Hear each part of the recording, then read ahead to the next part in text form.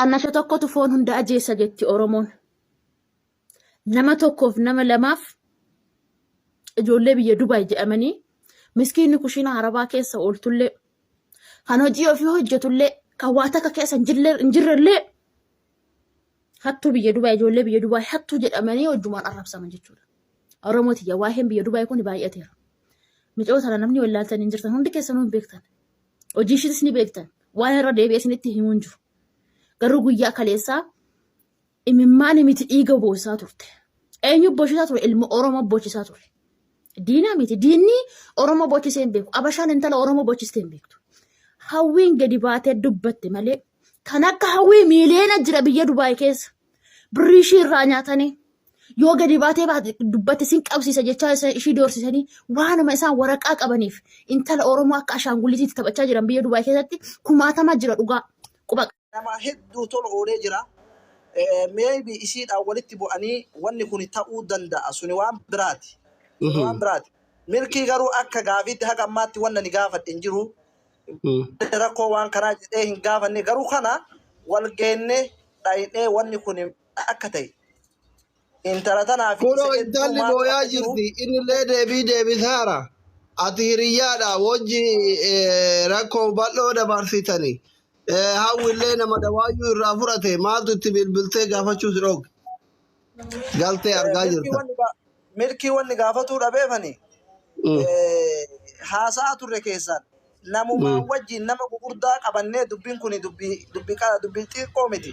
Dubbii qalbii miti. Dubbii lubbuuti beektaa? Kanaaf gara garaan namni itti bilbilee gaafatuu irra itti dhahinee nama tokko tokkoon gaafatuu irraa waan siiriyeesii waan ta'eef qaamumaan itti dhahinee gaafanna jennee murteeffannee lafa kaayanne. Malee isa sodaa yookaan isa maali milkii yoo balleessee jiraate dirqama waan balleesse san hin fudhata. Jaalatee osoo hin taane dirqitu isa fudhachiisa. Sigalee kanaaf akkanatti akka nurraa hubattan jechuu barbaadanii Dr. Asli. Amma asli atis akka gootu beektaa amma Nuraddiin shut up. irraa ba'uufi bannaati. Daqiiqa sekondii kudha. Eshi akka gootu komeestooni hanga tokko kallattii keettee turtee mana bantee amma direct eessatti akka wal geennuu fi akkamitti akka wal geennu milkiillee garee sanirra galchiiti. Okko kanaafuu siin jedha bar kanaafuu amma deemiiti. Isallee finnee asirra teennetiniin mana seennetiniin haasa'urra dhugaa jiru. Dhugaa inni qabullee laallee dhugaa mucattillee lafa kenne gama miidiyaa kanatti haa xumuramu yoo jedhame gama miidiyaatti lafarratti yoo haa xumuramu ta'e immoo lafarratti xumurra asirra teennee gaarummaa milkiillee gaarummaa mucattillee badummaa milkii badummaa mucattillee haasa'uun kallattii furmaataan ta'u asirratti nu eenyullee eenyuun xiqqeessuuf osoo hin ta'in dhugaadhaaf dhaabbannee dhugaa jirtu dubbachuun dirqama kenna waan ta'eef. Ayyee. Adde faayidaa natti fakkaatu yoo dogoggoruu baadhe faayidaa. Oye, salaam alaikum. Waalaikum salaam nagaa. Nagaa jirtu. Jirra atiin tuni qarree jabduu Suudii keessaa qabnu turtee biyya galtee biyyatti hafuurri kee iddoo dhabamee hidhamtee waan kee wallaallee turre. Dhiheenna kana Dubaay hin baate baga rabbi achi si geesse tokko faana baay'ee si jaaladhu si dinqisiifadhu tokko irraayi akka nama dhuunfaa tokkotti akka doktorii keessaan ka chaayinatti bartee tokkotti amma yeroo kana Dubaayitti argamta ergaatti Dubaay dhayxee ka duraanii caalaa roorroon shamarran keenyatti hammaate mallaqa saamamuun biyyarraa obboleetti siifinnaa obboleessa siifinnaa jaarsa siifinna jechuun birrii biyyatti ergina jechuun. Sifuuna jedhanii ittiin sobanii ittiin sossobuu maal jechuun rakkoo Saayidaliyan abbaa giddii wal cufatee wal qabatee kunoo yoo adii dhayxu bakka garaagaraa dhayxu daa'imman Oromootti mi'uu jedhan akka xuuxillaa sare. Waan kana mee akka nama qarree Dubaay takkatti roorroo isirratti deemaa jiru kana maa callifte waan sodaattee jiramoo wanni shamarran kenna jettu kun dhugaadha moo soba yoo dhugaa ta'e ati maa callifte? Yoo soba ta'ellee rakkoon qabu yuumee akka intalaa takkatti akka nama waa hubatee waan hunda yoo odeeffannoo hin qabne taate xiinxalee irra gahuu danda'u tokkotti waan kana maal akkamitti ilaalta waan ijoolleen keenya jedhan kana. Duraan dursee si galata uffachuu barbaada asli. Sobaa miti wanni jiru waan dhugaati. Wanni tokkollee nu sobaa miti. Kana keessatti ani nama ofiitii yaafuu miidhameeti. Sagaleen deebi'aa jira na fakkaata garuu isin biraan. Isi deebi'aan jiru waan abbaa giddiitu nu rabbashaa jira. Okay. Fiizaa biyyarraa gaafan dura dhufu jechuun birrii Itoophiyaan ergisiisanii 52,000 jechuun. Diinaara 1,800 sharafamaa. Nama sanaan hin beeku abbaa giddii beeka. Birrii Itoophiyaa taa'ee itti ergee intaloon sun birrii nyaattee fiizaa akka haareen na baafamee kan hin dhufe jechuudha. Nama ofiifuu Dubaay keessatti dhalaadhaan hatame birriin na nyaadhame jechuudha. Dubartii nyaatti?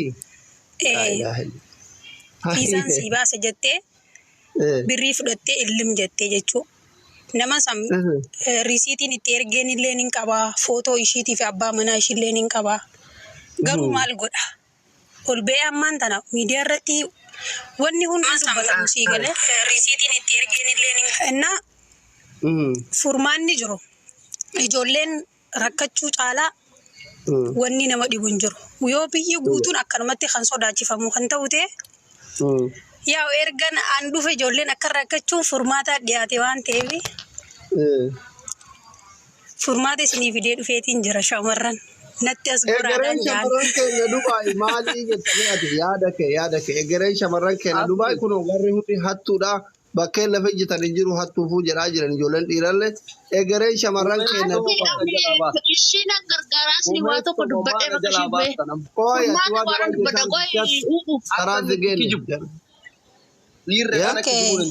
Ganni naa dubbattu rakkoon qabu garuu anis waan hin jechuu barbaadu jira.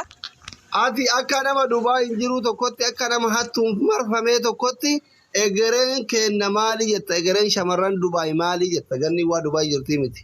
Gonni abbaa keessa jiru hin fayyadu. Ijoolleen Dubaay yoo na amanan jechuudha.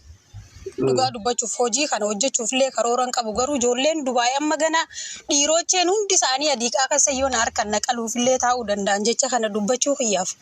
Immoo ijoolleen shamarranii ani nama waggaa 5 biyya Arabaa mana Arabaa xaragee dhiqeetis hojjetee beeku. Akka itti birriin dhufu nan beeka jechuudha. Akka itti maadaamin nama aggalaamattu nama ergitu nama gootu nama beeku dhuga sirri. Innaa ijoolleen teenya rakkachuurra ani rakkadhee bakka isaan barbaadanitti birrii isaanii ni ergaaf dhaabbadhee jechuudha arraboota. Yoo isaan barbaadan jechuudha. Nama 2,500 kanarratti waada seena akkam birrii shamarree tokko diinaara takka. Ilkee kiyyarran kaanne jechuudha. Isaaniif qofa akkan hojjetu. Galatoomii ganni moo abbaa giddi dubbifne ganni dubbadhu mee dubbadhe qaasa seente. Ayyaas li galatoomii abbaan giddiitillee na dursa garuu bahaa deebi'aa jira. Wanni kun biyya Dubaay keessatti hin baay'ate. Daa'ima alaniitis gatuun hin baay'ate. Walitti guutuunis hin baay'ate. Birrii solirraa nyaachuun hin baay'ate. Torban lamaan dura intaluma biyya keenyaa mucumti abbaan giddiifaantuu jaarsummaa san keessa hin jiranii. Jaarsummaa jedhanii fudhatanii deemanii achumaan jarjaraniitoo hafan nutti asas hin deebine. Dirhaama 7,500 irraa nyaate micayyoo du'aa fi hedduu jirtu kennuu fi didee hin kennu. Maallaqootan seeraan irraa fudha dhiira kan ta'e ofeen irraa fudhatu jedhee birrii micayyoo sanii hoggate. Isaa bilaanyi micayyoo sunillee akka hireetittis ta'u galteerti gara biyya otoo hin du'in jiraashiitillee galchineerra. Hin baay'ate waa'een kun biyya Dubaay keessa sirriitti baay'ate asli koo hundumatuyyuu wadhoksa dhugaa rabbi waliif dubbatan malee shamaraaf hin dubbatan bakka wal beekan isaan hundi isaan jaarsummaa jedhanii asumarraa fudhatanii deemanii sittas hin deebisan. Sittas hin deebisan ani ijoollee shamarraniitiif hin dhaamsaa dhaama akka intala shamaraa takkatti akka hojii biyya Arabaa beekutti biyya Arabaa takkuma Dubaayis ta'eessumayyuu ta'e akka itti finnu hin beekna gubannee finna. Laa asli duddi keenya nu hoollatee finna. Dhaggeeffadhaa waan asin hin jiru. Tokko galaafadhaa biyyuma Dubaay keessatti tokko galaafadhaa yoo san namni tokko sanirraa nyaatu. Gumaa baafadhaa dhugaa. Daangaa darbe tokko galaafadhaa tokkorraa muraatoo nurraa haa ta'an gati. Ilmi Oromoo intala Oromoo akkatti boocisa amma torban kana keessa dubbii seenaatii asitti sadaffaa mucaan kun dhufe jechuudha. Sadaffaa mucaa kanarraa dubbachaa jira. Irramurani maal godhan xibsii godhatan moo maali faayidaan isaa yoo irramuran?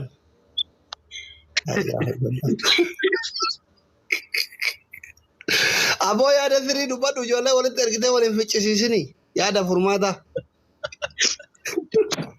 Namku falsiisiin kaa yaaduma furmaata sanan dubbadhee as dhiin kanni dhugaa rabbi maaliifi Shamarran garaan danda'ee murtu lubbuu fi dhabdi malee danda'ee garaan danda'ee murtu waan yaada furmaata dubbadhu.